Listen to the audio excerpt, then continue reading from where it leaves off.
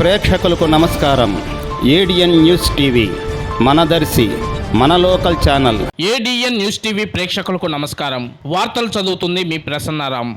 రాచర్ల మండలం అనుమలవీడు జిల్లా పరిషత్ పాఠశాలలో ఈ నెల 12న విద్యార్థి అపహరణకు ఆర్థిక లావాదేవీలే కారణమని మార్కాపురం డీఎస్పీ నాగరాజు వెల్లడించారు. కిడ్నాప్ కు పాల్పడిన రాచర్ల మండలం చోళవీడుకు చెందిన గోతం ప్రవీణ్ కుమార్, గోతం శివాజీ, తెలంగాణ రాష్ట్రం సంగారెడ్డి జిల్లా బీరుగుడుకు చెందిన చెన్నమాధవుని శరత్ రాజును అరెస్టు చేసినట్లు ఆయన తెలిపారు.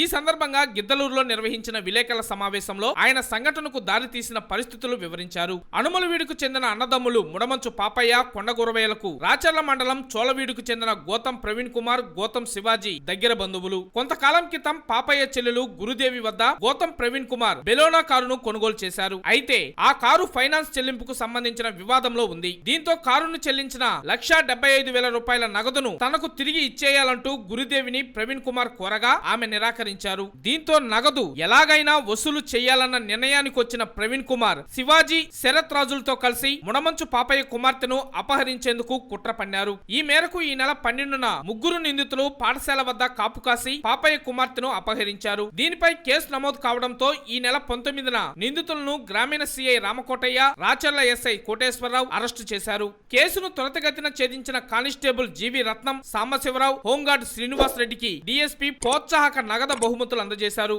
ఈ సమావేశంలో CI Ramakotaiah, SI Koteswararao, police సిబ్బంది తదితరులు పాల్గొన్నారు. మనకి 12వ తారీఖు ఈ నెల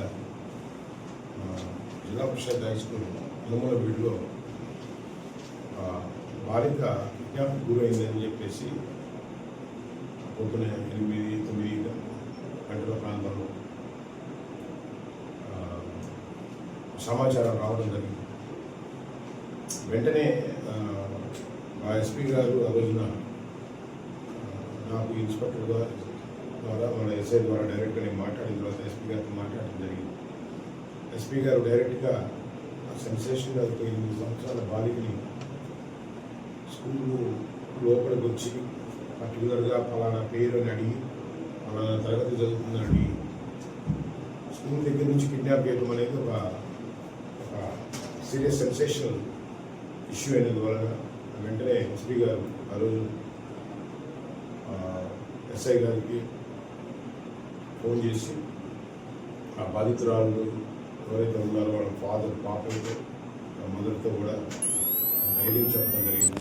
ఇది సేమ్ టైం మాకు కూడా గట్టి ఆదేశాలు ఈ జిల్లాలని కూడా